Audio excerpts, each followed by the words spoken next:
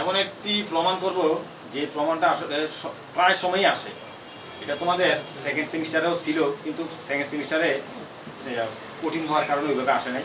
First semester এবং পরবর্তীতে তোমাদের ফিফথ সেমিস্টারে একটা সাবজেক্ট পাবা, ইলেকট্রিক্যাল অ্যান্ড ইলেকট্রনিক্স মেজারমেন্ট 1। ওই প্রমাণটা, এই প্রমাণটা ওইখানেও আসে, ভেরি ভেরি ইম্পর্টেন্ট। ঠিক আছে, তাহলে আমরা এখন প্রমাণ করব যে P equal to VI cos theta. তাহলে আমরা জানি যে V equal to V max sin omega t, I equal to I max sin omega t minus theta. তাহলে পূর্ণ সাইকেলের ক্ষেত্রে আমরা জানি P ইকুয়াল টু VI। তাহলে V এর এখানে V max sin omega t বসবে, আর I এর এখানে I max sin omega t minus theta বসবে। ঠিক আছে, এখন আবার প্রমাণ করা দরকার VI। তাহলে V max I max টা একসাথে নিয়ে নিব, V max I max, তারপর sin omega t minus theta একসাথে। এখন আমাকে এই প্রমাণ করার সুবিধার্থে এমন একটা সিস্টেম করবে যেটা সূত্রের মধ্যে পড়ে। সূত্রে পড়ার জন্য আমি এখানে 2 ইন্টু হাফ দিয়া এই রাশিটাকে গুণ করছি। তাহলে 2 ইন্টু হাফ দিয়ে যদি গুণ দেই, তাহলে 2টা তো উপরের, তাই না?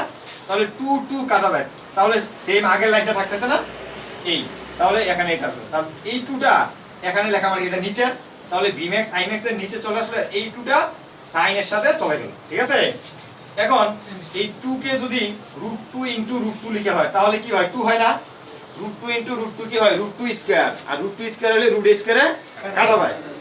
তাহলে √a স্কয়ারে কাটা যাবে, তাহলে সেম আগের 2টা থাকে। তাহলে V max by √2 I max by √2। তাহলে এখানে আমরা একটা সূত্র জানি যে 2 sin a sin b, 2 sin a sin b সূত্র হচ্ছে cos a minus b minus cos a plus b, cos a minus b minus cos a plus b। এখন মাইনাস যদি আগে থাকে তাহলে পরের যে মাইনাসটা কি হয়ে যাবে? প্লাসের, তাহলে মাইনাসের প্লাসের কাটা যায়। তাহলে মাইনাস cos a তাহলে প্লাস b, তাহলে 2 ওমেগা এখানে ওমেগা টি এখানে ওমেগা টি মাইনাস থিটা। তাহলে v max বাই √2 আমরা কি জানি? v, তাহলে v লিখতে পারি না? বাট I max বাই √2 সমান কি জানি?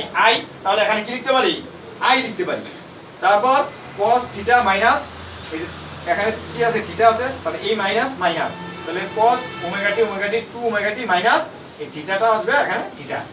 তাহলে পূর্ণ সাইকেলের গড় পাওয়ারের সূত্র হচ্ছে যে P ইকুয়াল টু 1/2 পাই 0 থেকে 2 পাই, আপার লিমিট হবে 2 পাই, লোয়ার লিমিট হবে 0, আর বাম দিকে হবে 1/2 পাই। আর যে এখানে যে আমি এখানে যে রাশিটা পাইছি ওই রাশিটা এখানে চলে আসবে, এখানে পুরোটা চলে আসছে। আর লাস্টে একটা কি বসবে? ইন্টিগ্রেশন চিহ্ন হইলে সাথে সাথে ডান দিকে একটা ডি থিটা বসে। কি বসে? ডি থিটা, সেই ডি থিটা বসছে। ঠিক আছে, এখন আমার প্রমাণ করতে হবে VI, টার্গেট আছে কি? VI। তাহলে VI টা আমার ইন্টিগ্রেশনের ভিতরে না রেখে কোন দিকে নিয়ে আসবো? বাহিরে নিয়ে আসবো। তাহলে VI টা বাহিরে নিয়ে আসলাম, আর ভিতরে যা আছে তাই রেখে দিলাম। ঠিক আছে, তাই এখানে থেকে গেছে।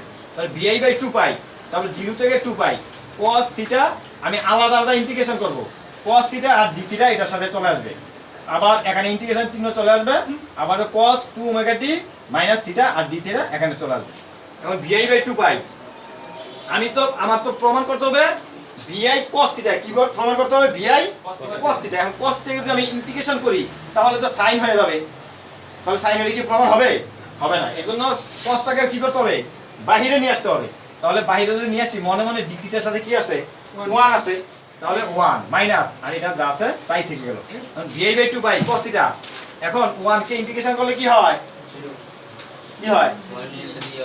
0 হয়, তাহলে 0। আর ইন্টিগ্রেশন চিহ্ন উঠে গিয়ে আমরা নিয়ম জানি যে থার্ড ব্র্যাকেট হয়ে যায়। থার্ড ব্র্যাকেটের এই যে ইন্টিগ্রেশন চিহ্নের আপার লিমিট যে উপরে যে লিমিট থাকে এটা হচ্ছে উপরে বসে, আর লোয়ার লিমিট নিচে লিমিট থাকে এটা নিচে বসে। তারপর মাইনাস, মাইনাস হয়ে এইটা সমান আমরা জানি যে 0 হয়। কি হয়?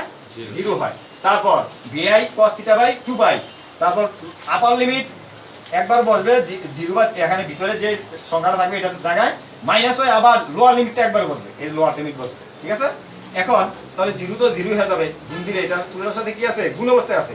2 পাই এর সাথে একবার গুণ, 0 এর সাথে একবার গুণ, 0 তো লিখা লাগে না, লিখা লাগে। তাহলে 2 পাই কাটা, তাহলে VI cos থিটা। তাহলে আমরা লিখতে পারি P equal to VI cos theta. ঠিক আছে, থ্যাংক ইউ।